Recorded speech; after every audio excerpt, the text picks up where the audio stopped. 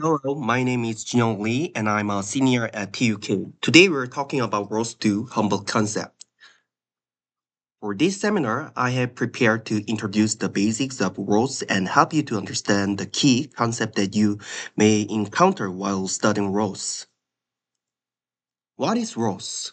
ROS full name is Robot Operating System. It's a tool for designing and controlling robot systems, and it has a lot of open source and management of complex robotic tasks by dividing them into smaller components.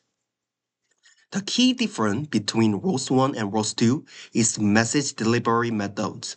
ROS 1 uses TCR roles and UDP roles for communication, primarily relying on a master node to facilitate communication between nodes. But ROS 2 utilizes DDS to support distributed systems, allowing it to operate without a master node. So if you use DDS, which eliminates the master concept as seen in ROS 1 and enable distributed data services, this approach allows for more efficient and precise management of service quality. In ROS, there are various mechanisms for communication between nodes, each with its own roles and characteristics. The most notable one are topics, action, and service. And this table is used to determine data type when defining message in ROS2. So let's keep it move on. Yeah, first is topic. Topic is the most widely used communication method in ROS message passing. It is one-way communication method that connects a publish and a subscriber to send message. This is what I wrote about topic messages. It's really simple. You just need to create a variables and put them in. Next is service. Service is two-way message transmission method. Making the request is called the service client and response part is called the service server. The most different thing in this part is if the node get a specified request and the server that performs the requested ticket returns the result. And look at these variables here. The constant section is where the values for the request part are defined and sent. The upper part is the request, but the label response is a typing error. And the spot separator below is used to distinguish between the request and the response. The resulting value is then received as the response. Last is action. It's similar like combines the features of topics and services. The way action goes and result is similar like to service, and the action feedback is transmit using a message mechanism similar like a topic. Yeah, here is the action part of the message. The goal value is specified similar to a request, and for the result, once the goal value is reached, it returns the list of the calculated values and the final result. For feedback, it works similarly to a topic, receiving values to help monitor and understand the current situation. Now, the message creation is complete. Now let's explore how to integrate into a message package and use it in the main package. First, here is how to create a message package. By writing the code as shown above, you can create a C-based package and create a directory directions of the action, message, and service like this. Now I will explain the parts that need to be added: find package, set, and ROS idle generate interfaces. Find package is command in CMake used to find the dependencies required to process the message, service, and action files in ROS2 package.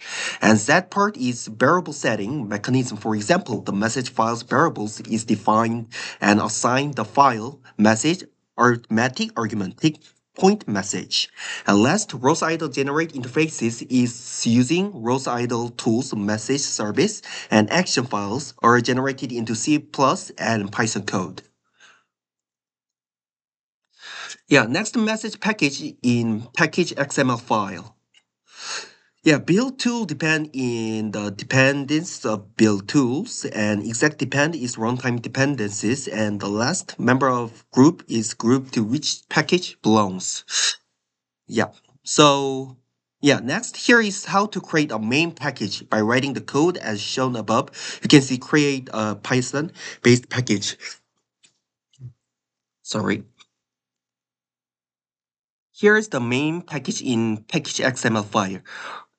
RCLPy is allowing ROS2 nodes written in Python to operate, and std message requires to when using basic data types as messages. Last study message user-defined message type that provides the dependencies needed for each usage. And setup.py part, you just entry points part. It is configuration that allows you to define specific functionalities as executable commands, enabling the use of command line commands. For example, the term argument here refers to calling the main function in the argument code within PyTest. Next is the launch file setup. A launch file is in ROS2 allows you to activate multiple nodes simultaneously, unlike the ROS2 run command, which only states a single node. Using ROS2 launch, you can efficiently start a group of nodes together. In the generate launch description function, the path to the parameters file is configured. The launch configuration defines a dynamic configuration value that can be used in the launch file, allowing the parameters values to be loaded during node execution. And for the setup part, it is simple setting of configuration needed to execute the launch py and the YMLL file. So yeah, here is the RCLPy. While we are using a lot of library, it's the ROS client library for Python, primarily designed to wrap the core ROS2 library written in C++ for use in Python environment. However, I believe one of the most important features in its supports for multi-threading, allowing the executor to process data for events in the appropriate callbacks, and it supports the QoS to ensure asynchronous processing and system efficiency. Additionally, at the bottom of the middleware, enables distributed network handling message transmission and event processing between nodes. And this is the ROS2 bag is the ROS2 bag is simply stores data collected from each topic into a database, allowing it to be replayed to reproduce, test, and experiment results. Since the code and explanation are provided here, we will move on. It is command, this is command line, CLI. Yeah, this interface provided by ROS allowing you to directly control or query the ROS system from the command line. The most well-known examples are run and launch, but there are many other CLI commands available. Additionally, you can create your own custom CLI as well. Yeah, next is interprocess communication. In ROS, development typically involves multiple nodes, but using multiple nodes can lead to performance degradation due to the overhead of data communication. To address this, IPC is used. As mentioned above, different processes cause performance degradation because transmitted and received data is copied multiple times in memory. However, as shown below, the issue can be resolved by handling multiple nodes within a single process. Next is a life cycle. In ROS2, an interface is provided for managing the state of nodes. This allows nodes to have primary states and transition states, enabling them to be configured, activated, or deactivated. If you want to operate a systematic and error-free ROS, using the lifecycle feature is highly recommended.